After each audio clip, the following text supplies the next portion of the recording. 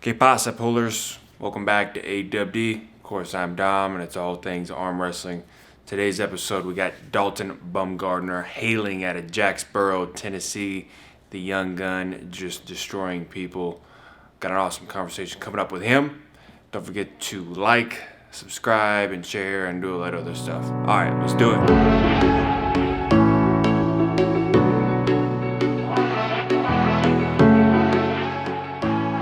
Before we get started, I just want to properly introduce you, and you may have to correct me, but I have a few accolades here I just want to present to everybody.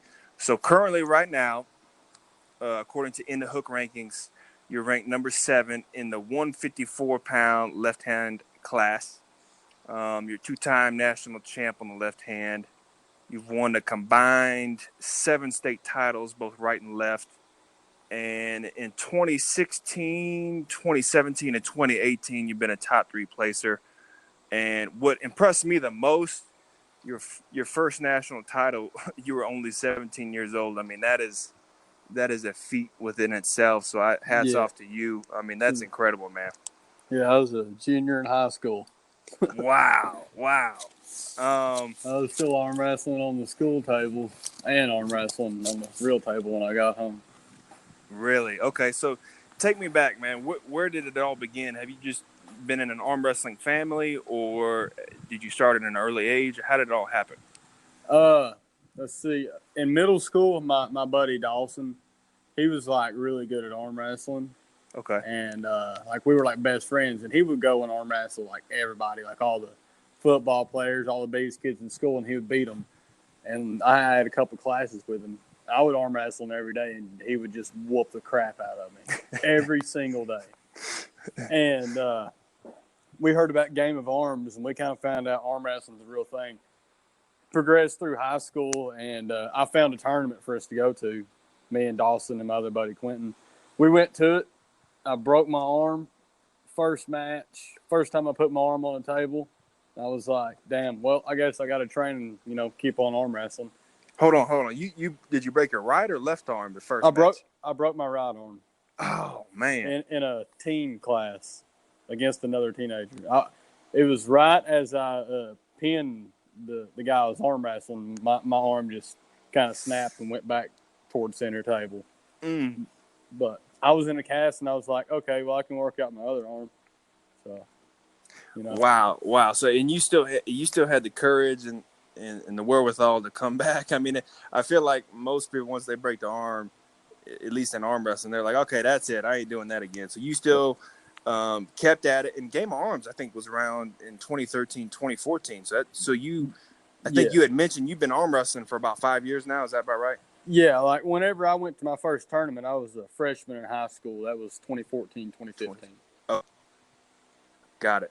Okay. And so, the big news with you right now, of course, you got the big super match coming up with Roman Gromov on November 2nd. It's best of 5 on the left hand.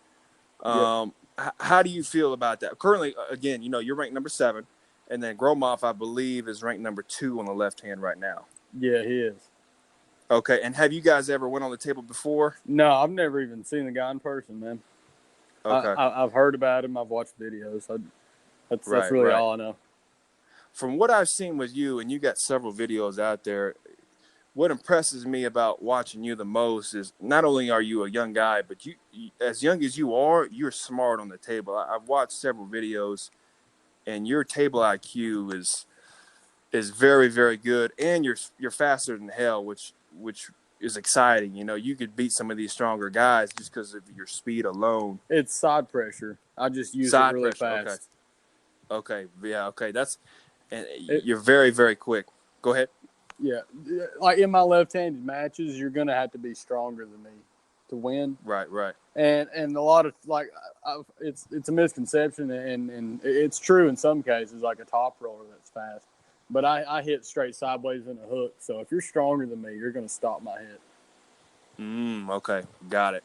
And Roman, I think, is a top roller. But again, I haven't seen too many matches on him either. From what I see, he is a top roller.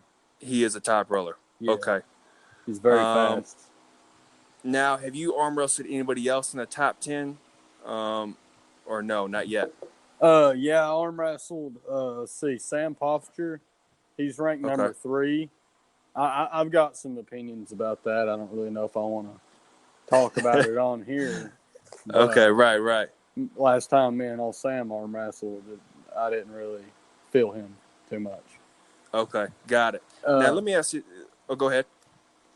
I arm wrestled Matt Borden too. I'm not sure if Chris Michaels is on there left-handed, but he absolutely deserves it. Like, he is every bit of the top 5 left-handed.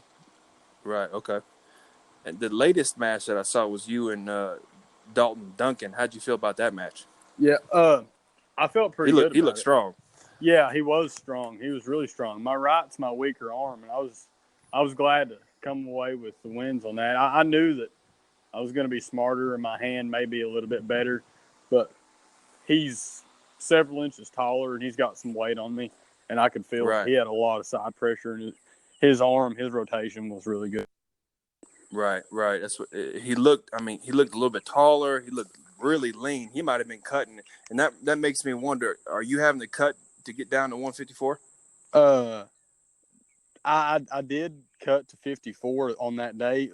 My Duncan was 176. He Oh. pulled 176 that day. Oh, wow. Okay, so that's even more impressive then. Yeah, he said he typically like drops just a few pounds to make 176. Like, skip a meal or two, he should be there. Right. I cut for 54, and since then I've changed my diet and I've been floating around at 54. I Okay, did get up to about 165 for a while, but I feel got it. better at 54. That segues me into my next question. As far as training, like, what does that look like for you? As far as the weights, are you hitting the weights 2-3 times a week, and then how much table time do you usually get? It's really dependent on what I do at practice or if I practice. Okay. I host practices every week. Like, I'm kind of like the main guy on my team. Mm-hmm. If you remember earlier in our conversation, I said I had a buddy in middle school that he always beat me at arm wrestling. Right. Well, he stayed right alongside me all these years. Like, we teach guys how to arm wrestle here. That's And awesome. and we got several people that shows up, and if I decide to pull a lot at practice, I'm lightweight all week. But I've been trying to stay away from the table so much so I can train weights more consistently without pain, without any elbow issues, anything like that.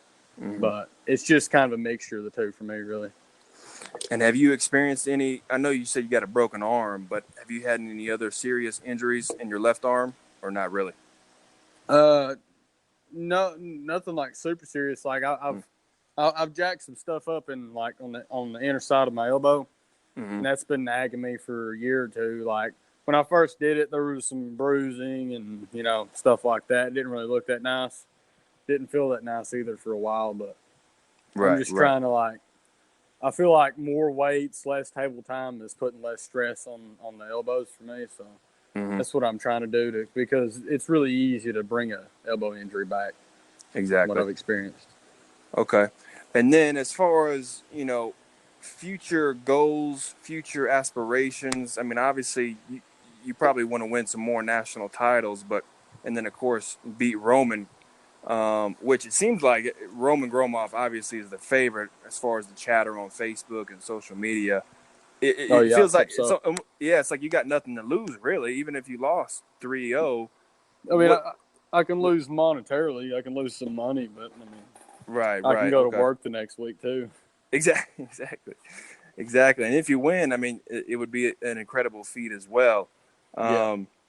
Even if I lose, I see it as a win because I've not Exactly. arm wrestled an elite 154 like that elite. So right. I'm going to know where that level's at after this match either way. Right. Let me ask you, so after Roman Gromoff, what's your future goals and plans after that in the next couple of years? The next couple of years, I know that sometime in the first of the year, Nationals is like, I think in Virginia. Okay. I'm going to hit that, and if I'm able, I'll go to Worlds. But, I mean, it's a toss-up with work and stuff like that.